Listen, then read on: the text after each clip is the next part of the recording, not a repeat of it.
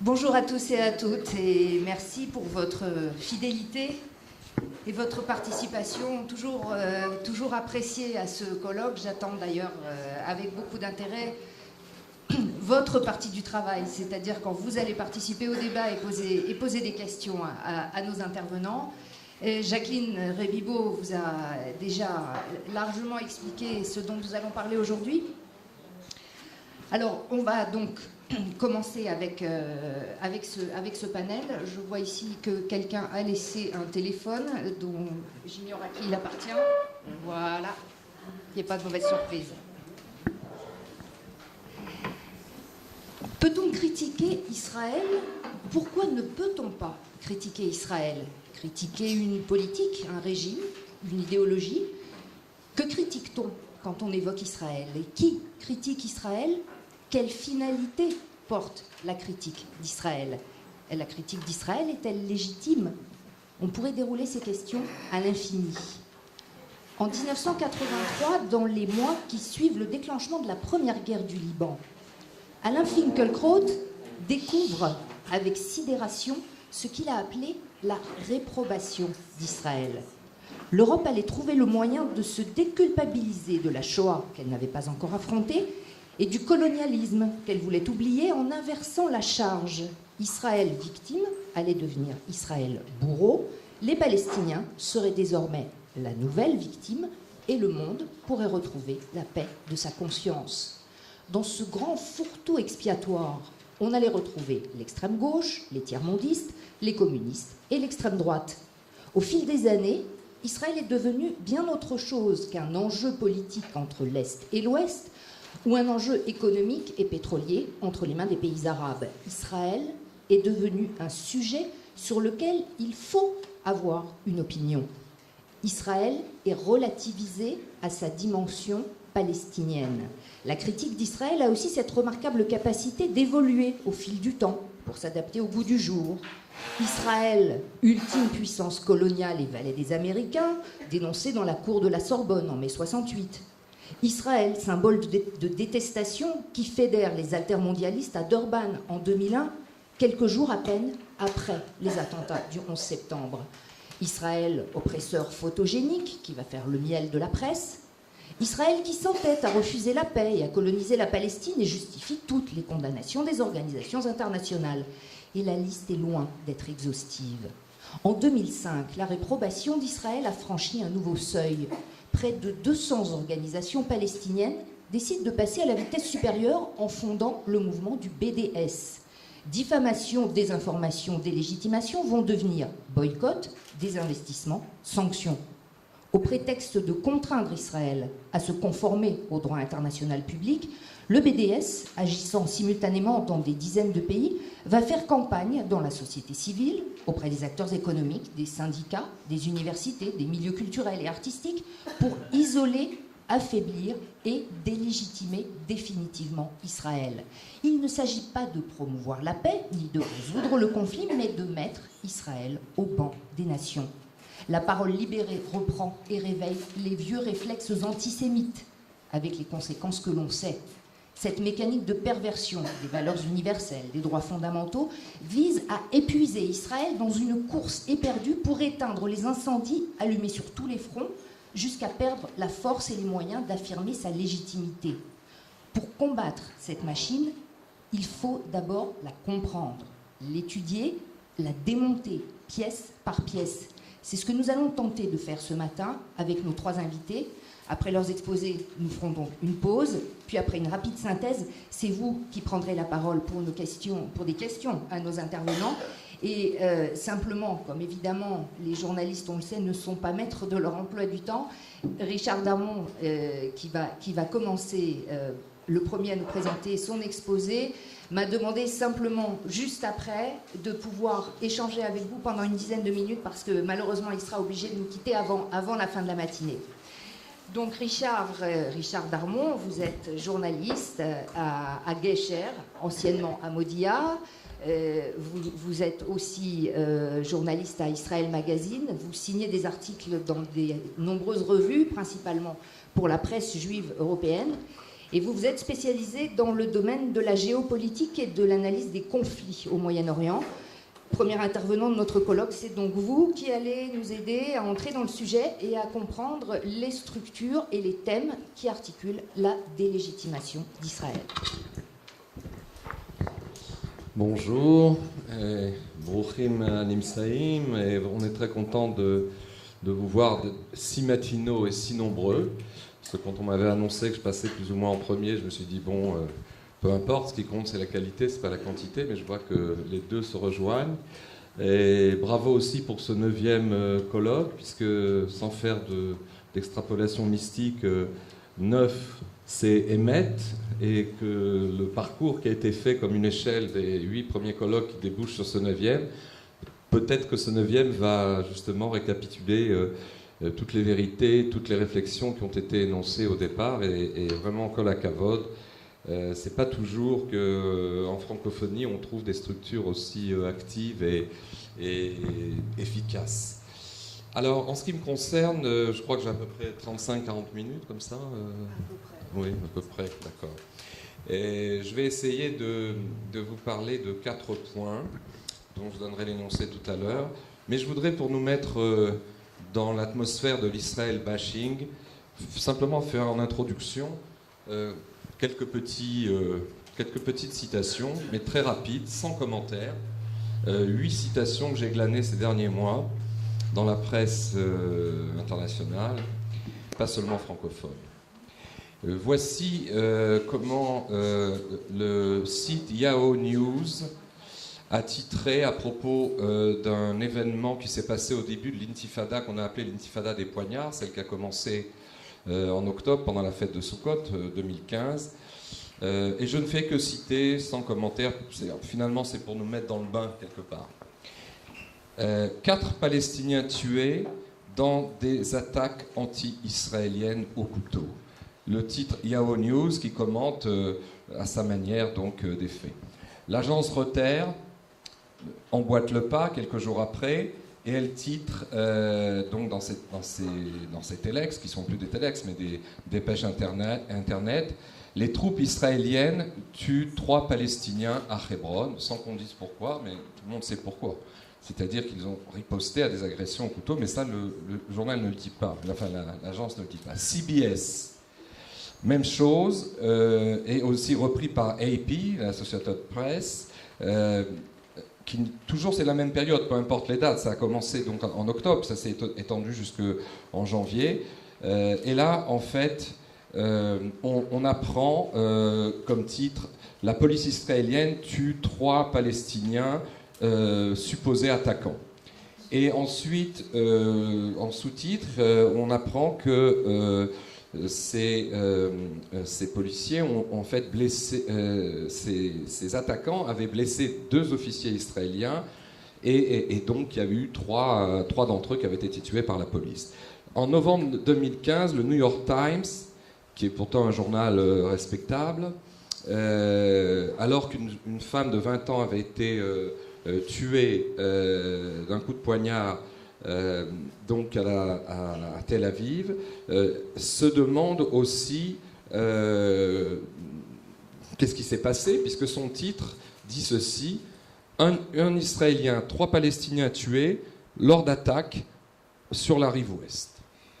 Vous voyez, quand le style objectif, entre guillemets, qui se veut factuel, élimine en fait toute une série de données qui sont quand même essentielles quand on parle de la moindre honnêteté pour la presse. En ce qui est de la presse française, on pourrait faire non pas une anthologie, on pourrait faire un dictionnaire, on pourrait faire une énorme ramassis de toutes les citations. J'en donnerai que 2. Le titre très inspirant d'un éditorial de Libération: Israël, : les Arabes sont méprisés dans ce pays. Fin de citation. Quant au Monde, qui ne reste évidemment pas en queue de liste, il a expliqué, c'est un extrait d'un éditorial de la même période: la révolte des Palestiniens est légitime. Enfin, je voudrais, puisque ça fait déjà 6 ou 7, il y a eu dans Libération, en janvier 2016, un reportage par une dénommée Chloé Rouveyrol, qui, d'après son nom, connaît évidemment très bien les réalités de terrain du Moyen-Orient.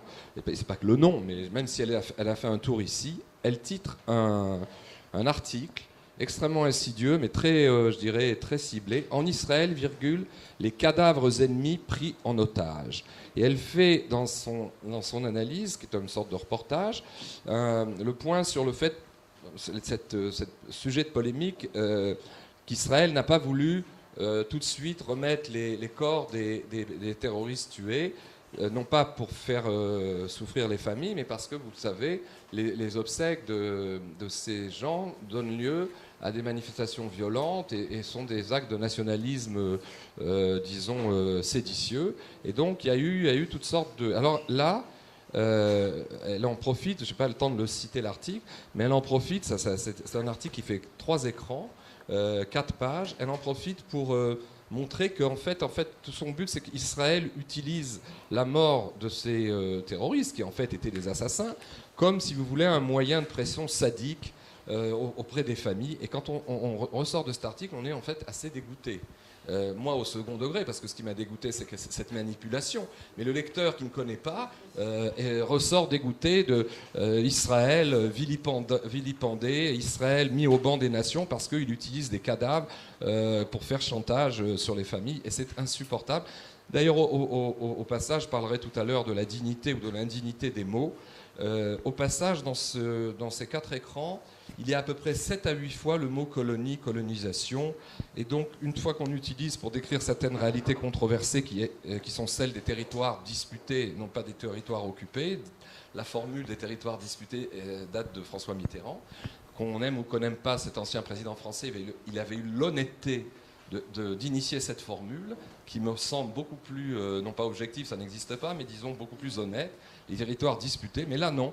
Le compte est déjà bon, puisque lorsqu'on utilise le mot de colonie, on désigne l'ennemi du genre humain, et le compte est réglé. Enfin, j'ai un dernier exemple, et je vous ferai grâce de la lecture de ce texte, que c'est un extrait d'une chronique parue dans La Croix, le 5 février dernier, qui m'a été remis lors d'une conférence de genre que j'ai faite à Grenoble par une personne qui fait partie des Amitiés France-Israël, et qui m'a remis un texte hallucinant, qui est d'ailleurs le 3e article d'une dénommée Nadja Barakat, une Libano-palestinienne, qui s'intitule « Le spleen de la Palestine » et qui joue sur des registres extrêmement malsains, chrétiens, tiers-mondistes, anticolonialistes, avec des accents religieux qui sont absolument pernicieux et qui a trouvé tribune dans La Croix. Alors, on n'est pas là pour faire une anthologie mot à mot de tout ce qui se passe, et c'est tellement constant, c'est tellement tous les jours que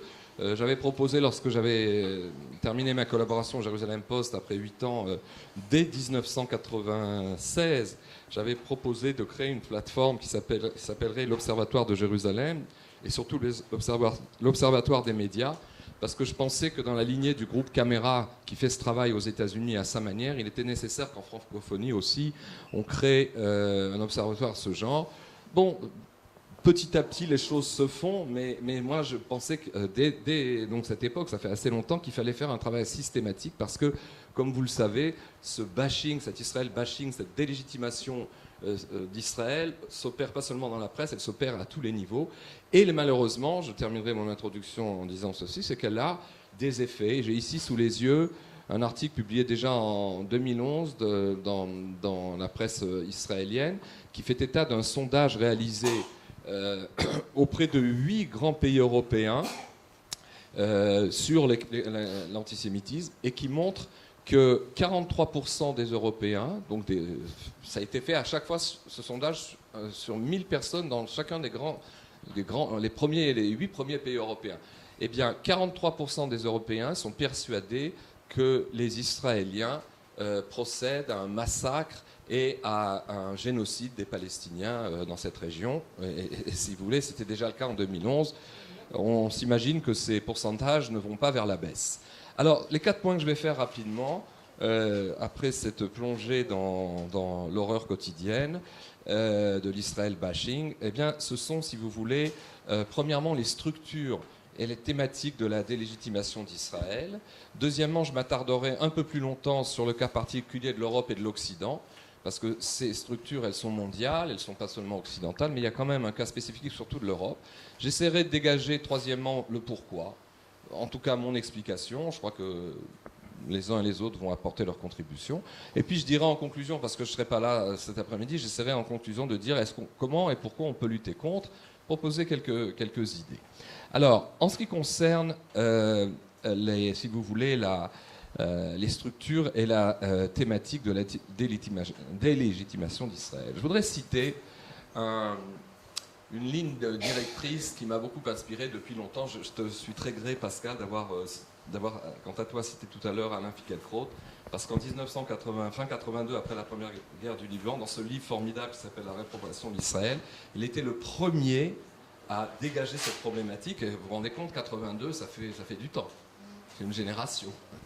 Et il a fait un livre excellent dans lequel il explique cette projection de la culpabilisation des Européens qui rejettent leur culpabilité et de la Shoah et de la colonisation sur Israël en mettant en scène la culpabilité, la prétendue culpabilité d'Israël qui assassine les Palestiniens. Et à sa manière, une intervenante, je ne sais pas si elle était inconnue dans ce colloque, mais en tout cas elle était très connue à Jérusalem, la regrettée Eliane Amado-Lévy-Valency, avait quant à elle trouvé une formule extraordinaire, peut-être sans doute avant ou en même temps que Finkielkraut. Elle avait dit que tout ce qui se passe dans la presse, c'était déjà le cas à son époque, n'est-ce pas? Elle avait écrit, je crois, à partir début des années 70, une excellente chronique qui était parue dans l'Information juive, qui était reprise ensuite dans un livre qui s'appelait Lettres de Jérusalem. Eh bien, elle avait écrit, entre autres, que tout fonctionne selon la formule suivante. Il y a de la part de l'Occident surtout une victimisation des Palestiniens en vue de culpabiliser les Juifs. Et donc elle était rentrée dans la même logique d'analyse que Finkielkraut. Et elle avait été plus loin encore, mais ça ne fait pas partie de notre débat, mais je la cite quand même. Elle disait ceci en ouvrant un front intérieur de réflexion sur Israël à l'intérieur ou dans le monde juif. Elle avait dit que certains Israéliens ou certains Juifs intériorisent tellement la subjectivité de leurs ennemis qu'ils la transforment en objectivité. Et c'était ça intéressant parce que, évidemment, on pourrait faire le procès en analysant tout ce qui se passe dans la presse internationale, mais il se trouve que l'un des grands arguments de nos détracteurs, c'est de dire, mais regardez la presse israélienne, et chez vous aussi on dit les mêmes choses. Donc finalement, nous, on fait que reproduire du réel, puisque voilà, la presse israélienne fait aussi a des débordements un peu stupéfiants. Alors, premier point, les structures et la thématique de la délégitimation d'Israël, ce qu'on appelle en anglais, dans le jargon professionnel, Israel bashing. Et je me suis fondé pour ça sur mes propres observations, mais aussi sur une systématisation qui était à la fois celle effectuée par le regretté professeur Robert Wistrich, que j'avais eu le plaisir il y a 2 ans d'interviewer ici dans une table ronde, et qui est vraiment un maître en la matière, en tant qu'historien et en tant que spécialiste, et qu'on regrette beaucoup, surtout qu'il soit parti si jeune, en plein effort, en pleine contribution à tous ces sujets. Et aussi, l'autre professeur qui a failli être là, et que je vous recommande d'inviter, et vous le ferez d'ailleurs, parce qu'il s'exprime en excellent français, c'est j'allais dire son collègue, Manfred Gesternfeld, qui est le spécialiste de la question de la délégitimation, et qui a publié il y a quelques mois un excellent livre que je conseille aux anglophones et qui peut-être sera, j'espère, traduit en français, parce que c'est vraiment l'anthologie de cette question, qui s'intitule The War of a Million Cuts, la guerre d'1 million de blessures ou d'1 million d'entailles. Et pour expliquer le titre, il fait appel à une tradition des guerriers de l'Empire chinois, qui, lorsqu'ils faisaient des prisonniers qu'ils ne voulaient pas simplement emprisonner, mais qu'ils voulaient supprimer, au lieu de leur couper la tête ou de les exécuter sommairement, ils les attachaient à un poteau et ils leur faisaient des petites coupures, des centaines de coupures sur le corps, en les laissant souffrir pendant des jours jusqu'à ce qu'ils meurent. Or, cette métaphore a été reprise par Manfred Gesternfeld dans son livre, qui est vraiment une anthologie extraordinaire, qui fait le point sur la question, en disant qu'en fait, ce qui se passe depuis des décennies avec Israël, c'est exactement ça. Chaque mensonge, j'en ai cité 8, c'est comme une larme dans l'océan, chaque mensonge, chaque manipulation, que ce soit dans la presse, dans la classe politique européenne ou internationale, dans les organisations internationales, dans les ONG, sur tous les lieux, sans parler de l'ONU et de son Conseil des droits de l'homme, qui est une caricature à Genève, eh bien, dans toutes ces instances-là, de presse ou de la classe internationale, ou de la scène internationale, eh bien, chaque mensonge, chaque résolution fait une blessure à Israël. Et qu'est-ce qui est en jeu, comme le disait Pascal, ou comme le disait Jacqueline aussi tout à l'heure, ce n'est pas de vouloir simplement par compassion rejoindre et soutenir les underdogs, c'est-à-dire les victimes perpétuelles qui nous sont présentées comme telles que seraient les Palestiniens, mais c'est en fait d'en finir avec Israël, par une torture longue qui s'appelle cette guerre d'1 million d'entailles.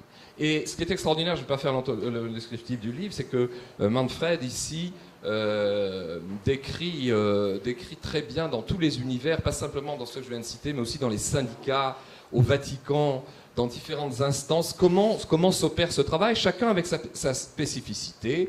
Et moi qui étais intervenu, je crois, quelques années ici, on a même vu comment, à part le BDS, comment par exemple l'humanitaire a été mis au service de l'anti-israélianisme. J'avais fait un exposé à l'époque. C'est pas seulement les médias, c'est toute une série de thèmes. C'est comme une mouvance, c'est comme on pourrait dire une myriade d'aspects que prend cette délégitimation d'Israël. Alors, emprunter, si j'ose dire, et résumer avec mes petits apports à la thématique dégagée par le professeur Gestenfeld et le professeur Wistrich, je voudrais dire ceci dans ce premier point. Comment ça procède la délégitimation? Eh bien, d'après donc le résumé qu'on peut faire de toutes les sources que j'ai citées, il y a en fait 10 manières et moyens pour démoniser Israël. On pourra en trouver 12, 8, peu importe. C'est une manière de présenter les choses, si vous voulez, et de faire, en fait, ce que ces deux chercheurs ont appelé de fausses équivalences morales. Parce que tout ce système repose sur de fausses équivalences morales. Vous vous rendez compte, l'impact qu'ont ces critiques, c'est que ce ne sont pas des critiques seulement acerbes, c'est qu'elles utilisent pas seulement le mode compassionnel, mais elles utilisent une espèce de morale de la défense du plus faible, qui nous est présenté comme tel, et qui joue et qui marche beaucoup. Alors, je ne vais pas rentrer dans le détail parce qu'on n'a pas le temps, je vais simplement énumérer ces 10 points, qui sont, pour le premier, eh bien, ça rejoint d'ailleurs le sondage dont j'ai parlé tout à l'heure, c'est que la conduite d'Israël face aux Palestiniens est comparée à celle des nazis face aux Juifs, et par ce retour, l'éternel retour, qui est finalement la leçon nietzschéenne qui serait tirée de cette comparaison, eh bien, ceux qui étaient autrefois les victimes de l'innommable, à savoir la Shoah, sont devenus les bourreaux eux-mêmes de pauvres personnes qui sont actuellement victimes de ces mêmes victimes d'autrefois. Premier axe. Deuxième axe, Israël, donc, c'est presque une annexe de ça, extermine les Palestiniens. Pas lutte contre le terrorisme, protège la sécurité de ses citoyens, comme un État légitime doit le faire pour protester contre sa souveraineté, mais extermine les Palestiniens. Je vous rappelle d'ailleurs que les opérations de Gaza en 2008, 2012 et 2014 ont été déclenchées, en tout cas la première, après 6 ans de pilonnage infernal du sud d'Israël, par des milliers de roquettes il y a même un chiffre plus précis, peu importe, en tout cas, même si on dit des centaines, de roquettes et d'obus de mortier, je dirais, une durée subie par Israël qu'aucun autre État au niveau de la communauté internationale n'aurait accepté. Troisième axe de cette délégitimation, c'est plus le nazisme, c'est Israël qui est comparé à un pays fasciste et surtout raciste. Évidemment, il y a une analogie, enfin il y a une base, c'est la fameuse résolution de l'ONU en 1975 qui a assimilé le sionisme au racisme, qui a été ensuite annulé, mais qui a laissé des traces. Quatrième axe, qui est, vous voyez, c'est comme des poupées gigognes, tous s'emboîtent l'un dans l'autre. Israël est un État d'apartheid. Et ce n'est pas simplement un slogan qui avait été repris à Durban en 2001, mais Jimmy Carter en 2006, l'ancien président démocrate des États-Unis, eh bien, avait publié un livre qui s'intitule « Palestine, but not apartheid ». C'est-à-dire pour la Palestine et pas pour l'apartheid. Donc ça c'est bien une notion qui prend une ampleur formidable. Cinquième axe, c'est qu'Israël, alors là on plonge dans un affinement de cette délégitimation d'Israël, c'est qu'Israël est un pouvoir colonial. C'est-à-dire un État et une société extérieure au Moyen-Orient qui sont venus de l'extérieur et qui ont fait que du mal, c'est-à-dire de s'imposer par la force au niveau territorial, au niveau des mentalités, et évidemment l'utilisation, je le disais tout à l'heure, de ce terme de colon, c'est devenu, je dirais, le mot de passe de tous les journalistes en poste dans la région, que ce soit les journalistes de la presse écrite ou de la presse électronique et télévisée. Les Juifs ne sont que des colons. Et quand on dit ça, surtout en français, on emporte des univers, parce que settler en anglais, ça passe encore, parce que les États-Unis ont finalement repoussé leurs frontières et c'est un pays d'implantation, comme entre guillemets, ou du moins un pays de pionniers, c'est le vrai mot qu'on devrait dire, les localités pionnières. Eh bien, quand on dit colon, on emporte un univers total et évidemment on désigne l'ennemi du genre humain. Et comment peut-on être colon? C'est pour ça que Mitterrand avait eu raison à sa manière, en parlant de territoires disputés, c'est que qu'on soit ou non d'accord avec la présence, je dirais maintenant, il y a plus d'un demi-million de Juifs en Judée-Samarie et dans les quartiers est de Jérusalem. De décrire ces gens comme des colons, en fait, c'est un non-sens au niveau sémantique, parce qu'on ne peut pas être colon dans une terre où on trouve dès qu'on creuse 3 cm du sol, on trouve des vestiges d'un passé ancien. Alors ça veut dire qu'on a un droit de préséance, il y a effectivement un conflit territorial, mais n'utilisons pas des mots qui sont des facteurs négatifs et qui déjà emportent des univers. Quand vous dites colon dans un débat, vous ne pouvez plus discuter avec celui qui a dit ça, parce que le débat est clos. Donc parlons de territoires disputés. 6e axe de la délégitimation d'Israël, c'est comparer la Shoah avec la Nakba. La Nakba, vous savez, c'est la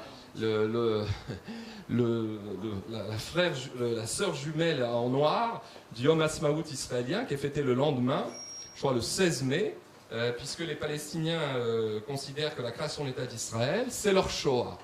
Et qu'ils manifestent, pas seulement d'ailleurs en Judée-Samarie et autrefois à Gaza, mais aussi à Jérusalem-Est, ou à l'est de Jérusalem, ils manifestent pour marquer le fait que la création de l'État d'Israël est en soi un deuil, une catastrophe ontologique pour eux, comparable à la Shoah pour les Juifs.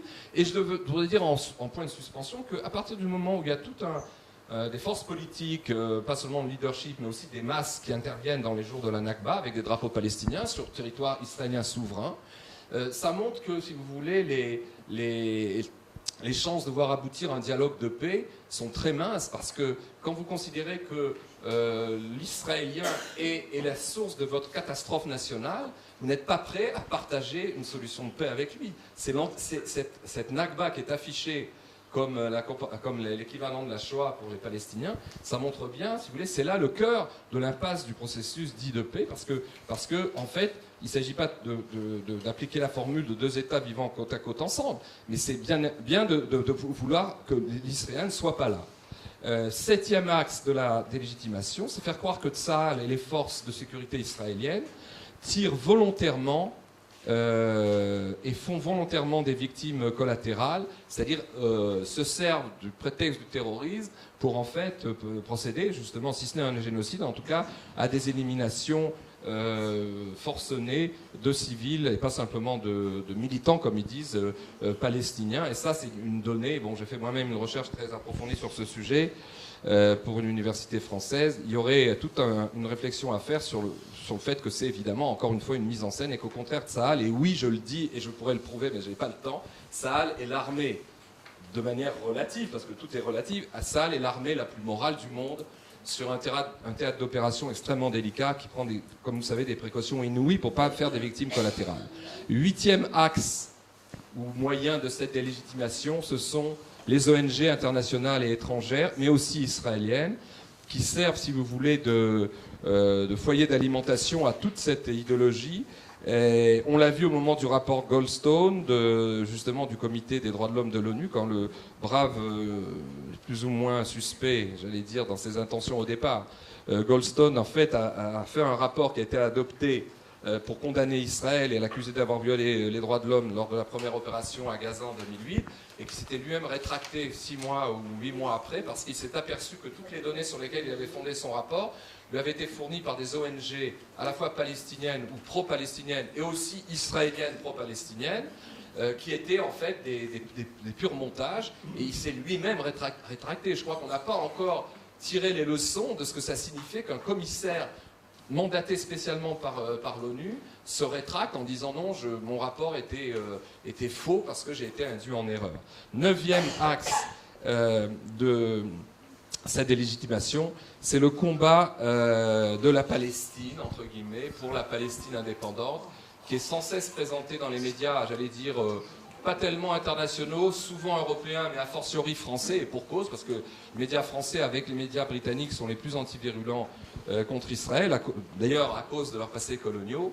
J'ai toujours dit que l'anti-israélianisme de certains médias européens est directement proportionnel à la taille de l'empire des pays dans lesquels ces médias apparaissent, que ce soit la France, enfin l'ancien empire, la France ou la Grande-Bretagne. Eh bien, de comparer, comme on le fait souvent en France et surtout dans les colonnes de certains journaux, de comparer le combat pour la Palestine au combat des Algériens pour l'Algérie indépendante. Il y aurait beaucoup à dire là-dessus, ça n'a rien à voir. Nous sommes revenus sur notre terre, on n'est pas allé coloniser des empires extérieurs, ce qu'avait dit le professeur André Neher. Nous ne sommes pas des expansionnistes, comme on nous a accusés dans les années 70. On est parti, au contraire, d'une diaspora pour revenir vers notre centre. Alors, ajoute-t-il, mais ça c'est un autre sujet de réflexion, que les deux grands autres monothéismes, que ce soit le monothéisme chrétien ou le monothéisme islamique, sont partis de lieux définis comme Constantinople ou Rome et la Mecque et Médine pour conquérir des espaces au niveau de l'histoire. Et nous sommes animés d'une force centripète, revenir des 4 coins de la terre pour revenir dans notre centre, alors que les deux autres monothéismes, et ça c'est toute une réflexion évidemment qu'il faut asseoir, sont partis de leur centre pour aller vers les extrémités, et ça c'est le son c'est-à-dire elles sont animées de forces centrifuges. Et enfin le dernier point de cette Israël bashing, c'est ce qu'on trouve d'ailleurs dans la presse américaine, mais aussi et surtout dans la presse européenne, c'est de comparer l'Israël de 67, en fait, le fait qu'Israël s'est retrouvé sans l'avoir désiré à l'issue de la guerre de 67 avec le contrôle de nouveaux territoires en Judée-Samarie, qui est en fait le berceau de la civilisation judaïque et hébraïque du passé, le Golan, Gaza, s'est retrouvé sans l'avoir cherché avec ces territoires sous son contrôle, et on nous accuse, si vous voulez, en fait, d'avoir programmé cette colonisation, et on parle du Grand Israël, le Grand Israël qui fait 70 km de large, et que la CBS avait filmé à la veille de la conférence de Madrid en 91 pour attirer ses téléspectateurs et l'audimat. Ils avaient demandé l'autorisation à Tsahal de filmer en temps réel combien mettait un F-16 pour parcourir Israël depuis la frontière du Jourdain, c'est-à-dire celle du Grand Israël, n'est-ce pas, jusqu'à la mer. Ça avait duré 12 secondes. Et en fait, voilà, il y a cette appellation du Grand Israël, qui d'ailleurs n'est pas que celle de la communauté internationale, c'est aussi un vocable et un concept qui est rentré dans le débat politique en Israël. J'ai sous les yeux, et je termine ce premier point, la dignité des mots, le sens des mots. Vous aviez publié, vous, l'Avnei Brit, en 94, je crois, ou peut-être après, un excellent lexis qui s'appelle Le sens des mots, et qui, en fait, remettait les choses à l'heure, les montre à l'heure, à propos de vocables utilisés, même quand on parle de Palestine, de Cisjordanie occupée, d'occupation, de déportation quand il s'agit d'expulsion de Palestiniens, d'apartheid, de colonies, ou d'un nettoyage de la soldatesque israélienne, de la colonisation occidentale, etc. On voit bien là, comme dans une espèce de tissage malsain, chevaucher le thème de la culpabilité de l'occupation, qui est celle en tout cas d'une partie du leadership français, ou de la conscience collective française par rapport à l'État de Vichy, et aussi de la guerre coloniale qui se tisse dans cette espèce de projection malsaine sur la scène proche-orientale, moyenne-orientale, et sur Israël. Il y aurait toute une étude à faire que je passe, et donc j'en arrive à mon deuxième point, rapidement. le cas particulier de l'Europe et de l'Occident. Chers amis, on n'a pas le temps ici de rentrer dans les détails, mais ce qui ressort de ma propre observation à mon petit niveau, mais aussi de toute j'allais dire, des observations faites par ce géant qu'est Manfred Gestenfer dans la matière, ce qu'a lui-même fait Robert Wistrich dans tous ses livres d'histoire sur l'histoire de l'Occident et de l'antisémitisme en Occident, c'est que, en ce qui concerne justement l'Occident, c'est vrai qu'il y a une différence entre l'Europe et les États-Unis, mais disons, peut-être que je vais focaliser, pour être plus simple, je dirais plutôt que je vais m'attacher dans ces quelques mots sur le cas particulier de l'Europe.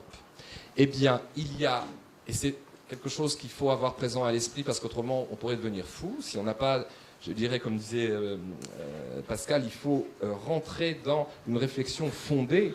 Si on n'a pas des axes théoriques pour comprendre ce qui se passe, la situation est intenable. Eh bien, ce que je voulais dire en un mot, c'est que cet Israel bashing au niveau de la scène internationale des médias se fonde sur un anti-judaïsme, et je vous expliquerai en conclusion pourquoi je ne dis pas un antisémitisme, bien que ça ressemble, un anti-judaïsme et un antisionisme structurel qui est lié aux structures civilisationnelles de l'Europe, ce qui ne veut pas dire que l'Europe nous est par définition hostile en tant que telle. Il y a des excellentes volontés, il y a des forces positives en Europe, etc. Mais l'Europe institutionnelle et la sociologie et j'allais dire la civilisation européenne telle qu'elle se définit aujourd'hui, eh bien, est fondamentalement, structurellement anti-judaïque. Et que finalement, ce qu'on voit dans les médias, ce qu'on voit, toutes les manifestations dont on parle, c'est un peu la tête de l'iceberg, ce qui est sur la scène publique, en fait, est lié à des tranim, comme on dirait en hébreu, à des données de fond, des tendances de fond qui sont structurelles. Et que je vais essayer de parcourir très rapidement, ça pourrait être l'Europe matrice de l'antijudaïsme. Je voudrais faire donc quelques remarques sur ce sujet. C'est que l'antisémitisme, puisque c'est peut-être de là qu'il faut partir avec la conscience que les gens ont, l'antisémitisme et l'antijudaïsme font partie de l'histoire et de la culture profonde de l'Europe.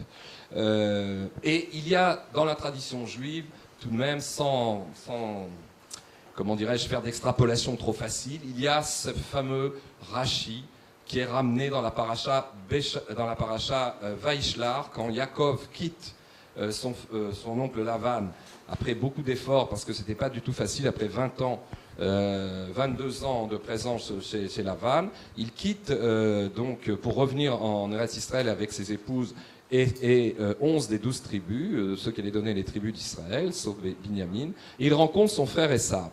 Et il y a, tout se passe bien dans cette rencontre, n'est-ce pas? Et on a quand même la remarque de Rashi, et Rashi, lui, ne vient pas simplement faire une agada, c'est-à-dire Rashi dit je viens pour expliquer le pshat, c'est-à-dire le sens obvi. Mais comme chaque fois, quand on parle de Rashi, en fait, dans le sens simple de décryptage des versets, il va nous donner des secrets profonds. Et l'un des secrets, c'est cette phrase prononcée par Rabbi Shimon Bar Yochai dans le Zohar, qui dit Zot halacha chez Esav sonné et Yaakov. Une halakha, pas au sens Shulchan Aruch. Halakha, c'est une marche de l'histoire. C'est une donnée, une constante de l'histoire. C'est comme ça qu'on traduirait en termes modernes. Que Esav, à savoir donc, enfin, puisqu'on sait qu'Esav est le fondateur de Rome et de l'Occident, etc., c'est la civilisation occidentale, Esav sonnait et Yaakov. Je ne vais pas rentrer dans un pile-poule, c'est pas le lieu. Il déteste, il est Yaakov. C'est ça que je veux dire sonner. Il est Yaakov. C'est-à-dire, on pourrait dire en termes modernes, l'Occident, c'est ce que je disais tout à l'heure, structurellement déteste Yaakov. Alors, ce qui est intéressant, c'est que les commentateurs disent oui, ils détestent Yaakov, mais pas Israël, parce que Yaakov va devenir Israël. Il y aurait toute une réflexion à faire, c'est que si Israël était vraiment Israël, est-ce qu'on serait autant détesté? Mais ça échappe à notre réflexion d'aujourd'hui. Deuxième réflexion sur l'Europe et l'anti-judaïsme de structure, c'est l'enseignement du mépris. Étudié très très à fond par Robert Wistrich dans ses ouvrages, et l'enseignement du mépris par la hiérarchie de l'Église catholique, surtout, et aussi par les premiers protestants. Calvin était évidemment l'un des porte-drapeaux de cet anti-judaïsme théorique. Troisième axe, c'est l'influence profonde sur tous les mouvements intellectuels et politiques que l'antisémitisme a eu, puisque à partir de Voltaire et des Lumières et de Rousseau, on se tourne vers Kant, vers Schopenhauer, Marx, Édouard Drummond avec la franjuide Heidegger, et aussi les premiers socialistes, que ce soit à droite ou à gauche, les grands courants de la pensée politique européenne, et française en l'occurrence, ont tous été nourris d'un antisémitisme de structure. Quatrième donnée, la plupart des grands mouvements sociopolitiques ont été justement créés par des intellectuels antisémites, ce qui ne veut pas dire que tout le monde était antisémite, mais c'était une donnée de la réflexion politique française. Et enfin, dernier point, avant-dernier point, cette phrase qui résonne encore à mes oreilles quand je parcours la presse, même de manière superficielle tous les jours, c'est cette phrase d'Elie Wiesel, je crois, le jour où il avait reçu son prix Nobel de littérature ou de la paix, je ne sais plus, lorsqu'il avait dit « Les forces d'Auschwitz ont été vaincues en Europe au plan militaire, mais elles persistent au niveau, si vous voulez, de la société européenne et des institutions européennes. » C'est-à-dire que le nazisme a été défait par l'intervention évidemment russe, enfin soviétique à l'est et américaine à l'ouest, mais les forces d'Auschwitz ne sont pas mortes en Europe. Et les forces d'Auschwitz, c'est pas, si vous voulez, le nazisme seulement en tant que mouvement, c'est l'antijudaïsme de structure. Je laisse ceci à votre réflexion. Sixième axe, le fait que beaucoup d'Européens, c'est ce qu'on disait tout à l'heure, 43% dans ce sondage, pensent qu'Israël mène une guerre d'extermination contre les Palestiniens. Et donc, si vous voulez, cette mesure-là traduit bien le fait que la résilience israélienne, et je crois que Information Juive a titré de manière très belle son dernier mensuel de ce mois-ci, à propos du Yom HaAtzmaut, 68 ans de résistance.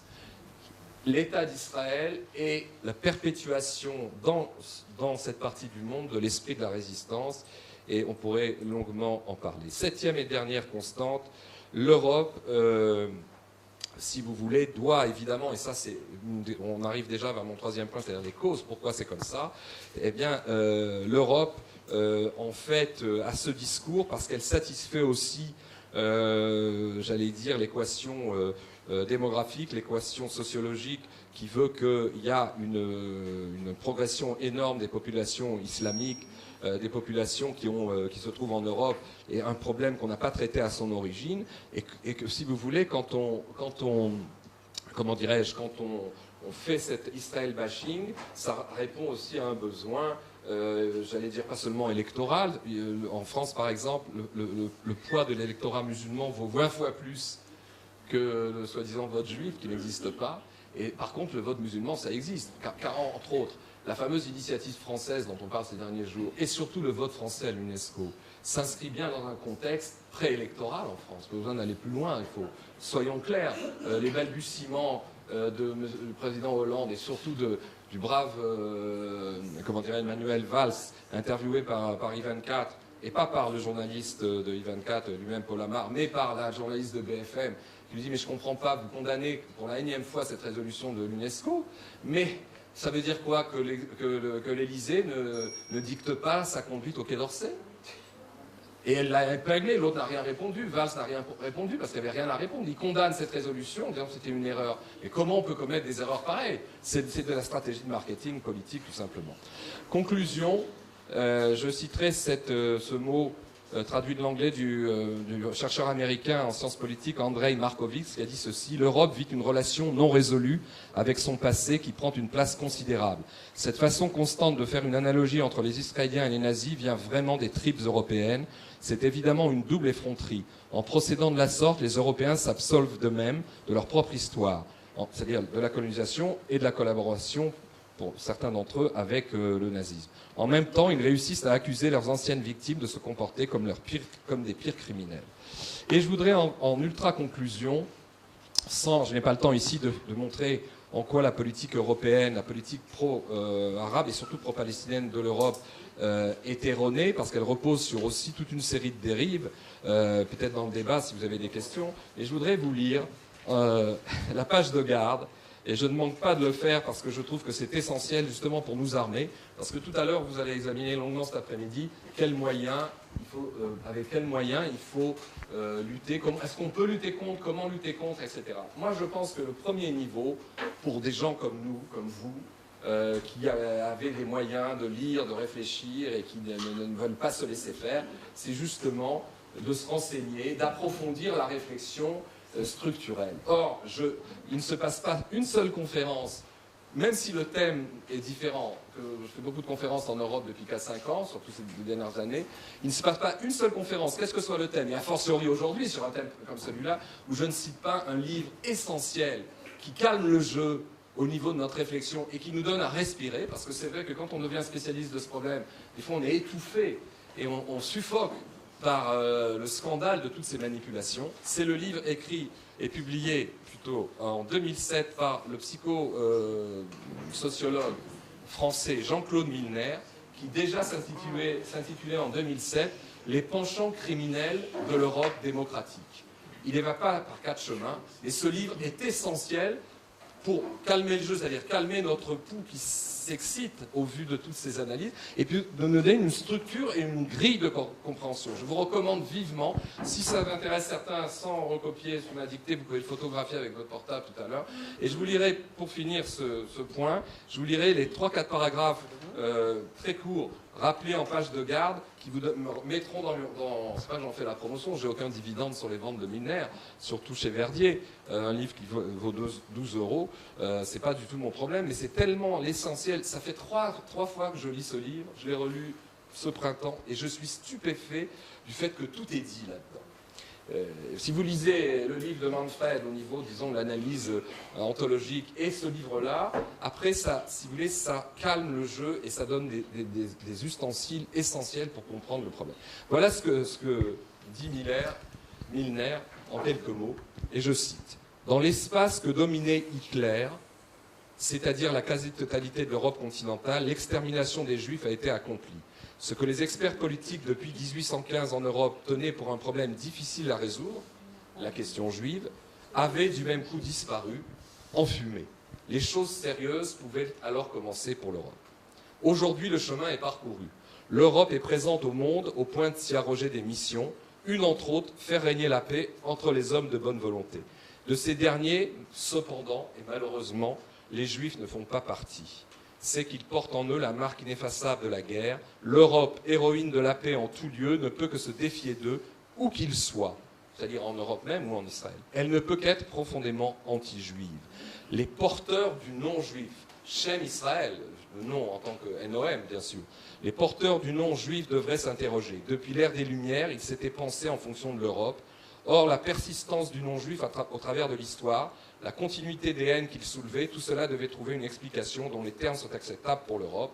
Si celle-ci a basculé dans un anti-judaïsme de structure, le mot est lâché, alors tout doit être repris depuis le début. Et il conclut, là je ne vais pas pouvoir développer, mais je vous le cite comme un appel à vous procurer, à essayer de rentrer dans ce livre. Pourquoi la haine? Pourquoi cette haine?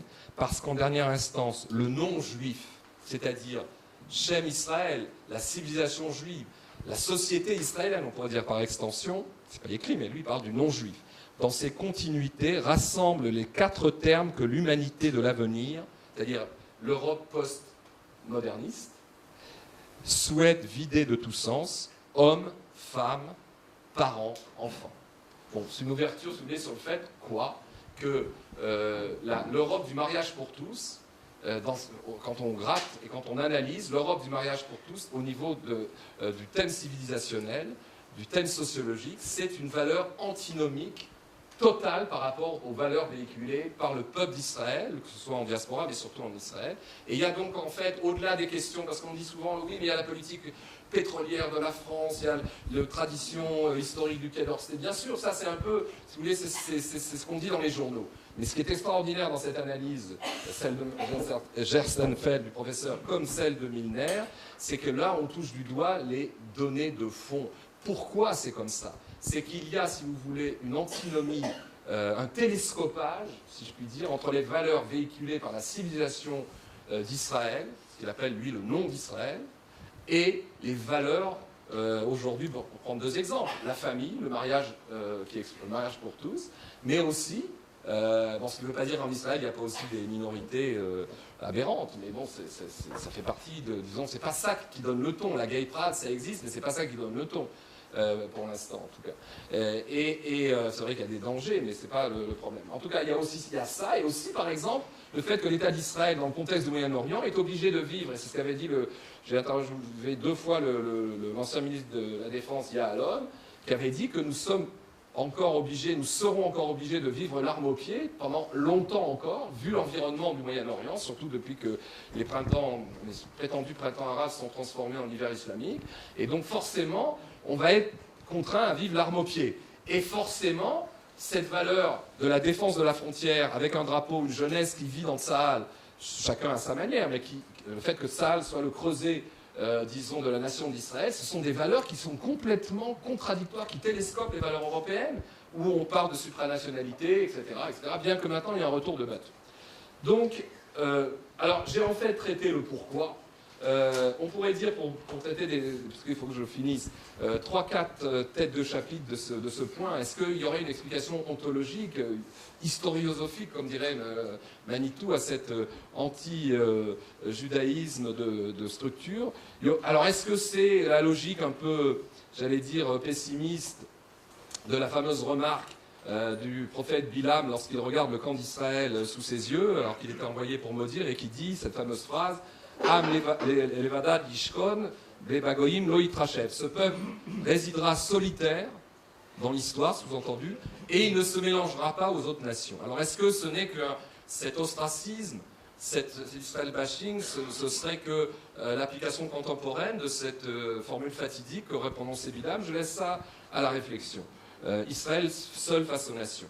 Ce qu'avait dit notre collègue Paul Gineski, il avait parlé d'Israël comme le juif parmi les États-nations. C'est une réflexion. Deuxièmement, est-ce que ce serait, de manière plus profonde, cet ostracisme, le sens mal compris de ce qu'on appelle l'élection d'Israël? C'est-à-dire, d'abord, il faudrait se poser la question, qui a élu qui?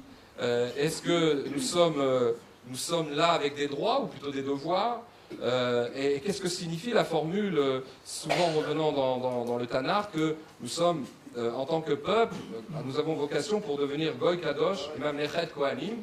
Goy Kadosh, ça ne veut pas dire peuple saint, ça veut dire un peuple exemplaire, et Mamlechet Kohanim, c'est-à-dire une société qui devrait être un laboratoire pour l'humanité tout entière, au niveau de sa moralité, de ses structures. On est encore loin du compte, mais c'est un objectif à atteindre. Troisième réflexion, sur cette explication plutôt ontologique, est-ce que l'histoire atypique et conflictuelle de toute notre histoire hébraïque, c'est pas ça qui déconcerte les nations. Nous sommes pas nés sur notre terroir. Nous avons été engendrés chez un peuple étranger. Nous sommes sortis. C'est le creuset de fer, la matrice de l'Égypte. Nous ne sommes pas rentrés dans notre pays tout de suite. Il a fallu que nous errions pendant 40 ans dans le désert. Nous avons reçu d'ailleurs notre constitution, non pas de manière empirique, après des siècles de vécu ensemble, de vivre ensemble, comme on dit en France aujourd'hui. En Europe, non, on l'a reçu avant d'entrer au Sinaï, on l'a reçu avant l'entrée en terre d'Israël. Et quand on est rentré en terre d'Israël, on n'a pas eu tout de suite une capitale avec un pouvoir central. Il a fallu, entre Yoshua, qui était le successeur de Moïse, pour mener les enfants d'Israël en terre d'Israël, il a fallu attendre 500 ans, la période des juges, qui a duré 500 ans, avant que David, avec Shmuel comme prophète, établisse Jérusalem comme capitale. On a une manière de s'être construit comme peuple qui est complètement antinomique par rapport à... Et ça, c'est quelque chose que les nations comprennent mal.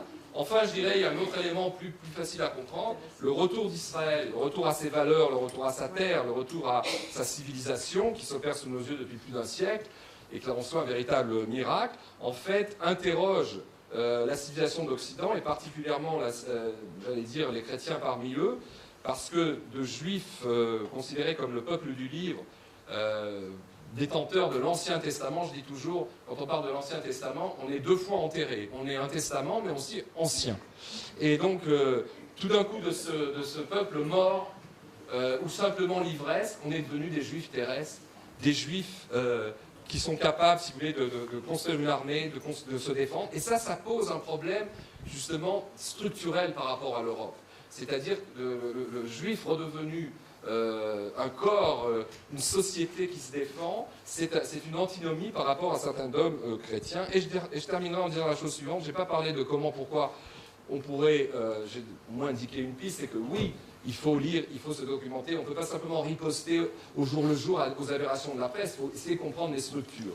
Eh bien, je dirais que, comment dirais-je, cet anti-judaïsme, en fait, ce sera ma conclusion, on dit souvent, peut-être une proposition que je fais pour un autre, enfin, une idée qui pourrait structurer une autre réflexion pour un autre colloque, je dirais. C'est qu'on entend les leaders communautaires, comme d'ailleurs les leaders politiques européens. Il y a eu un effort qui a été fait par le gouvernement français, il ne faut pas le nier, et même par son Premier ministre, qui est allé très loin. Je crois que, comme l'a dit le géopoliticien Frédéric Ansel, Valls, en tant que prototype du leadership européen, il est allé jusqu'au bout de ce qu'il pouvait faire dans les structures qui sont les siennes. Eh bien, il a lui-même condamné cet antisionisme qui en fait sont les habits neufs de l'antisémitisme historique. Alors je voudrais m'inscrire en faux, si vous permettez, mais ça c'est une réflexion que je propose à votre, je dirais, discrétion pour une autre réflexion plus approfondie. C'est que contrairement à ce qu'on entend dans la presse juive ou dans la presse française avec cette réflexion sur le fait que l'antisionisme d'aujourd'hui, ce serait les habits neufs de l'antisémitisme d'aujourd'hui. Chers amis, ce n'est pas exactement comme ça, je dirais même que c'est l'inverse. C'est vrai que l'antisémitisme a duré deux millénaires, depuis que nous avons été chassés de notre terre et dispersés aux quatre coins de la terre, nous avons subi l'antisémitisme. Mais l'antisémitisme, si vous voulez, donc en quantité, il a duré plus longtemps que l'antijudaïsme, ce que j'appellerais moi, en fait, l'antinationalisme juif, ou l'antisionisme, ou l'antinationalisme juif, qui est en fait la matrice de tous les antisémitismes. Parce que, quand on n'a pas le temps de s'y livrer, mais je suggère, je vais arrêter. Eh bien, dans le Tana et l'histoire d'Assuérus, l'histoire de ce qui se passe en Perse, la fameuse Megillah d'Esther, montre bien que la première manifestation de l'antisémitisme, qu'on appelle ça comme ça, de l'antijudaïsme, elle se passe au moment où les Juifs étaient en train de revenir sur leur terre, et que les racines de l'antisémitisme, c'est l'antijudaïsme et l'antinationalisme juif. Et c'est pas un hasard aujourd'hui, justement qu'aujourd'hui que les choses sont épurées par notre retour à nos valeurs, à nos civilisations.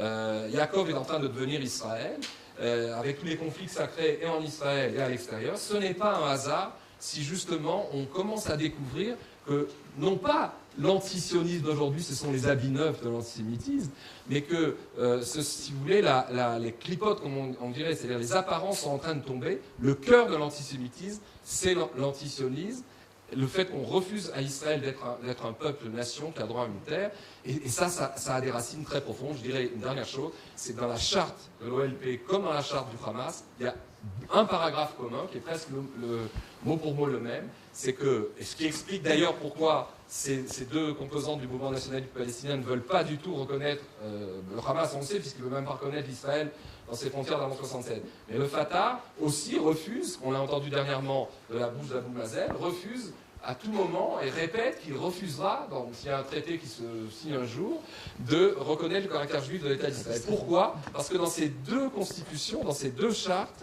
qui sont presque mot pour mot les mêmes expressions, les Palestiniens, dans leurs deux composantes, définissent les Juifs comme une des deux religions du livre, et pas comme ils disent que les Juifs ne sont pas un peuple, et encore moins une nation, et à ce titre n'ont droit à aucune souveraineté sur aucun endroit du globe, et a fortiori sur une terre qui a été islamique, etc. Bon, mais en tout cas, ce qui est intéressant, c'est que c'est le déni du fait que nous sommes un peuple-nation qui a tout un passé et qui revient sur sa terre pour en fait construire son État souverain. Et je crois que c'est bien là le fond du problème. Merci Richard Darmon.